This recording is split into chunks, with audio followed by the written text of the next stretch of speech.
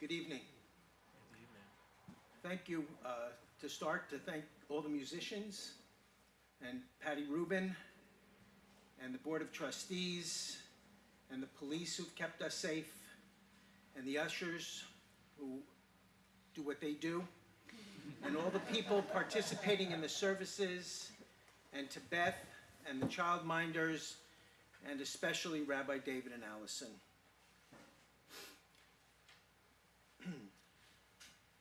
I have had a great life, but it has not been an easy road. My first wife, Ann Levine of blessed memory, was diagnosed with metastatic breast cancer when my younger daughter was 9 months old. She died 13 years later when my daughters were 13 and 16 years old. It was not an easy role being a single parent for two teenage girls, but like their mother, they have matured into truly great individuals. I have been a synagogue member since 1988. I had never been on a committee or on a board. I would occasionally take a role in a service or help put up a sukkah. I would take my children to religious school and go to high holiday services, but I was busy being a single dad and working. Judith and I had been married for 11 years. In 2017, we started thinking about where we wanted to live to smell the roses. We moved to Stowe about 3.5 years ago. We wanted to live here because we could ski in our backyard at the premier ski resort in the Northeast. We could golf, hike, and bike out our front door in this most beautiful place, and there was a Jewish community. I attended a Friday night service right after moving here in April of 2018. I loved it. I loved the rabbi, the music, and the welcoming that I received from congregants. As the movie cliche goes, it completed me. Over the past few years, I've questioned why at this point of my life, making a move to a community not knowing anybody, why was there being a Jewish community so important to me? Being a Jew is so individual. I am sure I am verbalizing what so many of you think about. There are the religious and rituals, and there is so much more. There is the history and the past and present triumphs and tragedies. There is the music and the food. There are the holidays, arts, and culture. Sometimes you just want a place to be around Jews. I became president of the JCOG's board because having a strong community is so important to me. Believe me, this role is not part of smelling the roses. The vast majority of us do not have 7 generations of history in this state. Most of us are in Vermont because we want to be. This was not the case 2 generations ago, but thanks to our founders and the generosity of the Gamaroff family, we have the Jewish community of Greater Stowe. Whatever stage of life you are each in, living in North Central Vermont, we now have, and hopefully for generations to come, will have a Jewish home. JCOG's is at a critical time. We have a full-time, wonderful rabbi, a beautiful building, vigorous programming, and a thriving and growing religious school. But to sustain this, we, the whole JCOG's community, has got to step up in both time and treasure to maintain what we have and sustain us into the future. For those of you who have joined us tonight and throughout these holidays, if you are a member, we thank you. You are making a real difference for our Jewish community and the greater community.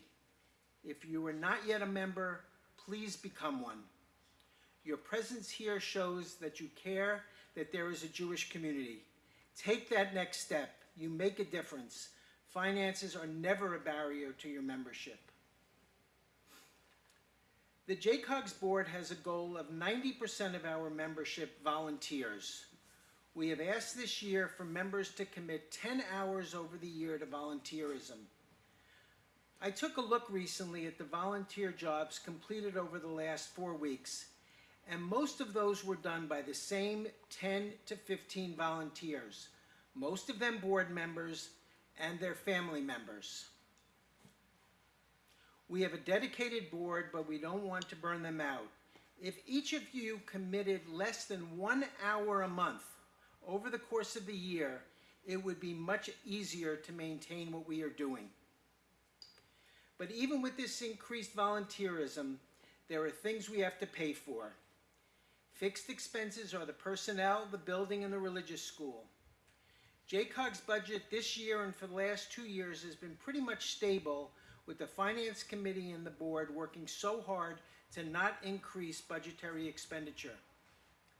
The JCOG's community has been blessed for years by an anonymous donor who makes up the difference when our dues and appeals do not reach our budgetary needs. This 6-figure subsidy each year will end in 18 months. How do we make up that difference? We increased dues by around 10% this year, and hopefully we did not lose members as a result of this necessary increase. We are dependent on the benefactor appeal, the end of the year appeal, the March appeal, and the summer fundraiser. These will all continue, but they do not bring in even close to what it costs to maintain our staff, building, and religious school. If we continue with the status quo of giving, we are going to have to make significant cuts, most likely in education. Our Olam Chesed religious school is robust and thriving, and we want to keep it that way. You show up at one of our programs, and we are teaming with families and youth engaging in Jewish life. Major cuts would significantly impact our educational programming. There are 3 fundraising and volunteer opportunities I will mention which will be so important to our present and future. One has been publicized, one you may have heard about, and one will be unveiled today. The Door of the Door Society was started last year. This is a campaign asking members to sign a pledge committing to add JCOGs to their wills. Marcy and Bill Scudder are generously making a donation to the annual fund in honor of anyone who signs a pledge. To date, there have been only a handful of commitments, and we hope that many more people will commit to supporting JCOGs in their estate planning. Details of this are on the JCOG's website. Second, the endowment campaign. Many of you have heard about this. The goal of this campaign is to have $3 million in an account managed by the Vermont Community Foundation by July 1st, 2023. This currently includes up to $1 million match by a donor. The interest from this account would subsidize the JCOG's budget, as the anonymous donor has for many years. If you want to learn more now, please reach out to me. There will be more to come as the campaign moves through the quiet period. The third is new, and I will call this the Adopt a Friday Night Service program. I see this as an opportunity for an individual, family, or group to be responsible for the setup and cleanup of the Friday night service, or for hiring a caterer to do so. This could be in honor of a simcha, a yortzeit, etc.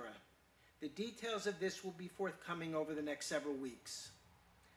Living in Stowe for Judith and I has been a dream come true. I love living and working in this area where most of us have chosen to and have been welcomed to live. JCOG's existence and presence is so much a part of this.